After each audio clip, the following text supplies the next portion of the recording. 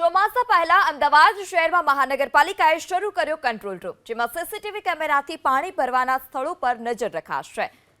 નીચાણવાળા વિસ્તાર અને સર્વેમાં પાણી ભરાઈ જવાની શક્યતાઓ છે અને તેમાં તમામ સ્થળો પર સીસીટીવી કેમેરાથી તમામ સ્થળો પર નજર રખાશે.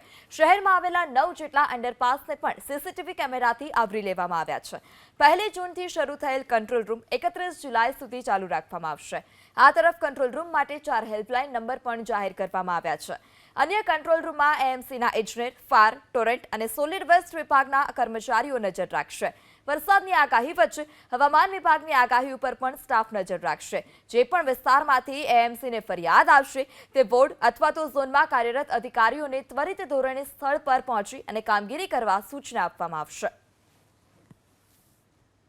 અમદાવાદ શહેરમાં આગામી સપ્તાહથી સંભવત ચોમાસાના આગમનના પગલે અમદાવાદ મહાનગરપાલિકા તરફથી અલગ અલગ તૈયારીઓ શરૂ કરવામાં આવી છે. અમદાવાદના Paldi control and command centre ખાતે કંટ્રોલ રૂમ ઊભો કરવામાં આવ્યો છે, જેમાં અમદાવાદ શહેરના મુખ્ય માર્ગો, તેની સાથે નીચાણવાળા વિસ્તાર અને અંડરપાસમાં પાણી ભરાવાની સ્થિતિને લઈ અને કોર્પોરેશનનું જે તંત્ર છે તે નજર રાખશે. દ્રશ્યો અહીંયા આગળના અલગ અલગ વિસ્તારના કે જ્યાં આગળ પાણી ભરાવાની શક્યતા હોય તે સ્થળોને અત્યારે કેમેરાની મદદથી તપાસ કરવામાં આવેલી છે. 24 કલાક અમદાવાદ મહાનગરપાલિકાનો કંટ્રોલ રૂમ છે, તેમાં અલગ અલગ કોર્પોરેશનના અધિકારીઓ, ફાયરના અધિકારીઓ અને ટોરેન્ટના અધિકારીઓ છે તે અહીંયા આગળ ઉપસ્થિત રહેશે અને સામાન્ય પરિસ્થિતિ કરતાં વધુ વરસાદ દિવસે અથવા રાત્રિના સમયે પડે તો તેના કારણે નાગરિકોને કોઈ હેરાનગતિ ન રહે તેના માટે આ કેમેરાની મદદથી અમદાવાદ મહાનગરપાલિકાના અલગ અલગ વિભાગ છે ત્યાંની પર નજર રાખશે.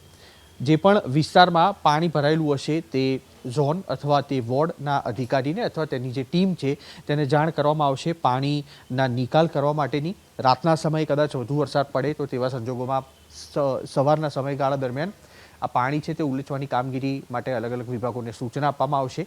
અને તેની સાથે જો વરસાદનું પ્રમાણ એક સાથે વધુ રહ્યું એટલે કે લગભગ 4 થી 5 ઇંચ જેટલો વરસાદ એક જ તબક્કામાં પડ્યો તેવા સંજોગોમાં આ કેમેરાઓની મદદથી અમદાવાદ મહાનગરપાલિકાના ઉચ્ચ અધિકારીઓ છે તે નજર રાખશે અને તેની સાથે સંલગ્ન વિભાગો છે તેમને સૂચના આપી અને પાણીના નિકાલ માટેની અથવા અન્ય કોઈ પણ તકલીફ નાગરિકોને ન પડે તેના માટેની સીધી સૂચના અપાશે.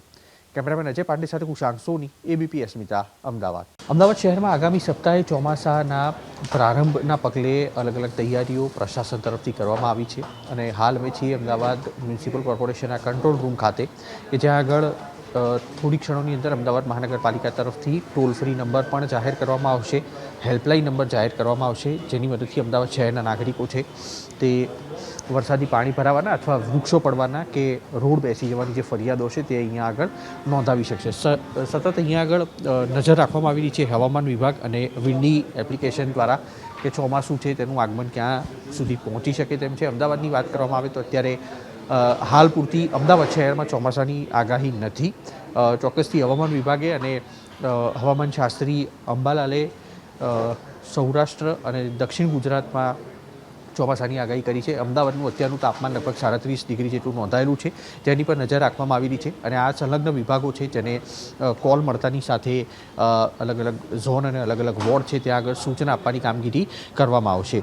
ફાયરના જવાનો, ટોરેન્ટના અધિકારીઓ છે તે અને અમદાવાદ મહાનગરપાલિકાનો ઇજનેર વિભાગ છે તે પણ અહીંયા આગળ રાઉન્ડ ધ ક્લોક રહેશે.